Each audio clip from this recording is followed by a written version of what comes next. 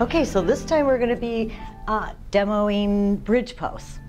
So it's called Setubandha Sarvangasana, and it's a great pose because it balances the root chakra. It's a back bending pose, and in my opinion it's a feel-good pose. Everyone loves this. So she's all set up. Her hands are like a robot, feet are hips distance apart. First thing she wants to do is walk the shoulder blades in, and right away that lifts the heart.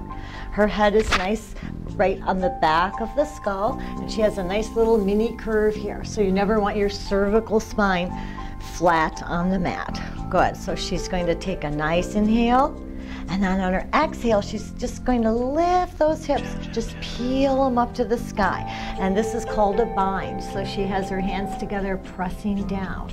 Now what you want to do here, even though your knees are apart, is think of hugging them in. So the teacher can take a block and put it here, and you want to keep your heels down. Good. So this is muscular energy hugging into the midline. That's what it feels like. And she wants to keep her breath going, so she's just breathing into the entire area.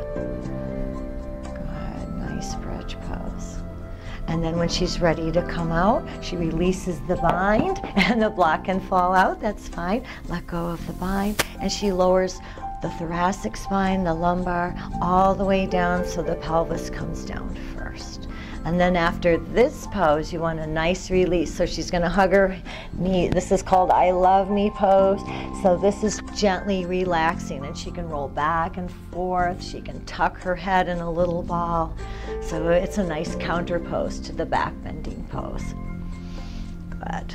And then you can relax your legs down. So this is a little energizing, so you don't want to do it like at the end of the practice, like before Shavasana. You want to do it when you're still in the warm-up phase, because it is kind of energizing. So this is one that anytime during the day, if you really need a little lift, you're feeling a little tired, this is a good one to do.